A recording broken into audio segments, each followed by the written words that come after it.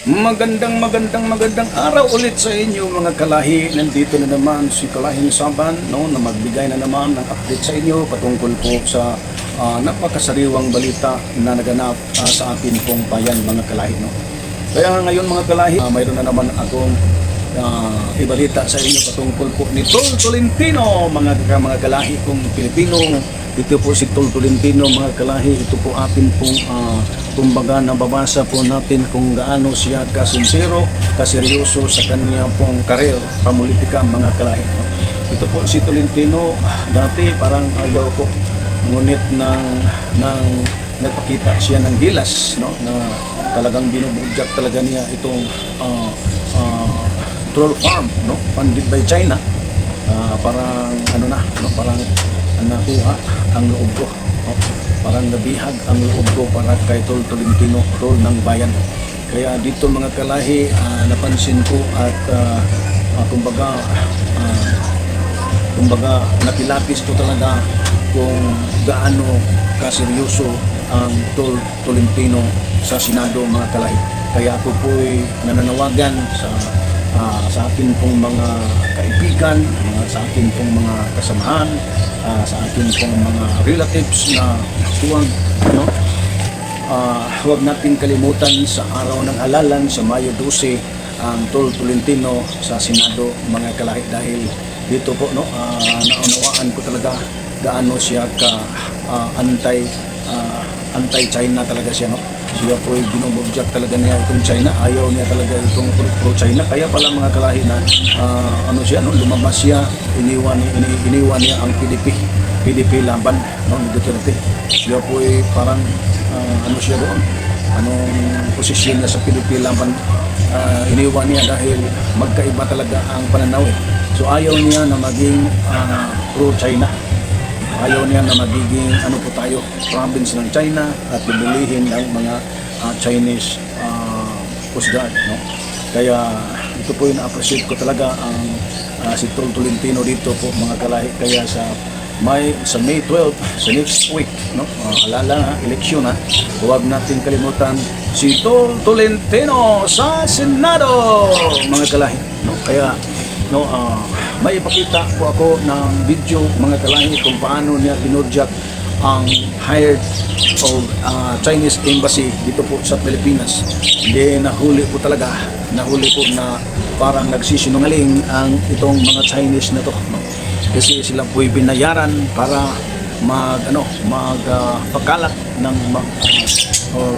pakalat ng kapitnyusan gamit itong troll, no?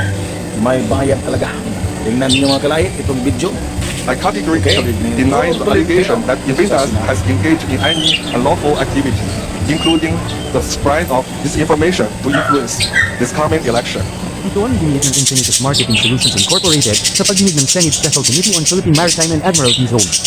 Kaugnay ito ng aligasyon na binayaran ng Chinese Embassy ang naturang kumpanya para sa operasyon ng troll farm sa Pilipinas na target na makialam sa nalalapit na eleksyon. Sa Senate hearing, kinumpirma ng co-founder at managing partner ng Filipino-owned corporation na si Tin Lee, alias Paul, na natanggap nila ang halos 1 milyong pisong halaga ng check mula sa Chinese Embassy. This check actually is for the follow-up balance for the event of June 8 in 2023. We hold the event in Manila Hotel for the UPCO event. You were hired by the Chinese Embassy? Yeah, because we are the PR company for Chinese Embassy. There must be an invoice reflective of this payment. Duda naman si Senador Tolentino nang ipakita ng kumpanya ang mga detalye na ibinayad sa kanila ng Chinese Embassy. You purchased COVID-19 antigen kits. Ano to sa COVID-19 ito eh? Bumili kayo ng kits, bumili kayo ng face mask, bumili kayo ng face shield. Teka muna.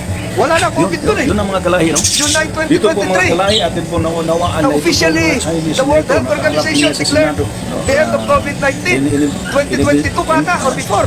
2023 to. At either you're lying, Mr. Francis Ben, Tol Tolentino sa Senado, at ito po'y huling-huli dahil gumamit pa ito ng mga resibo ng COVID-19. Sabi ni Tol Tolentino na ang COVID-19 na nangyari before nga 2022, 2023 nga nangyari. Kaya sinabihan sila Sinabihan sila ni Tolentino na nagsisinungaling.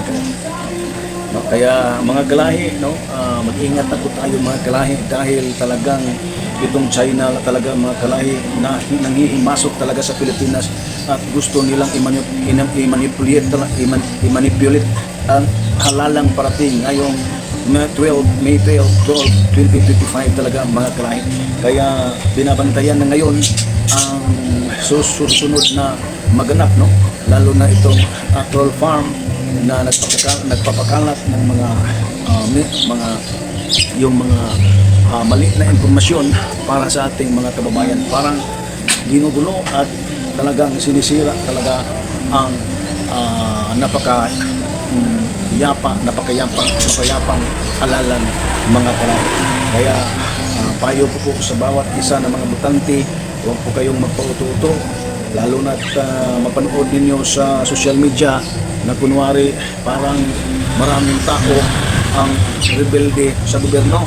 Hindi yung totoo mga kalahi.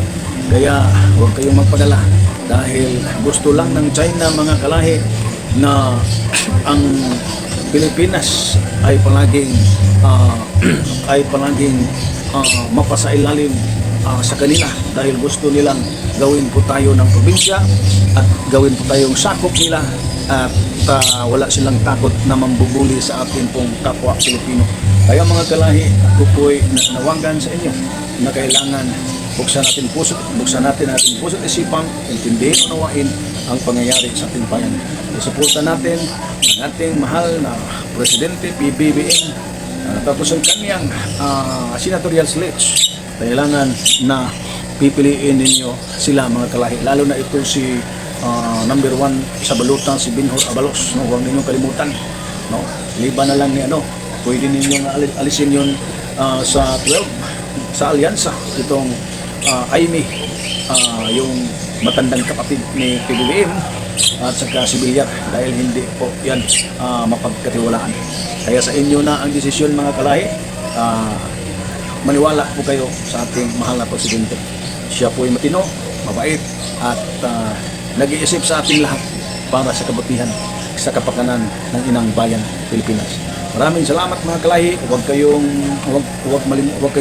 ninyong kalimutan ng pag-subscribe, like and share sa ating pong vlog ngayong araw na to. Maraming salamat. God bless everyone. Ito ang ating West Philippine Sea. Bawat lundo at alon ay ang paglayag at paglaya. Subukan man ng kalaban, hindi natin tatanggapin apihin tayo sa sariling karagatan. Kaya't ginawa ko ang Tolentino Law para kilalanin ng buong mundo na atin ang West Philippine Sea. Ipaglaban natin ang Pilipinas. Ating karagatan, karapatan at kinabukasan. Tolentino, Senador.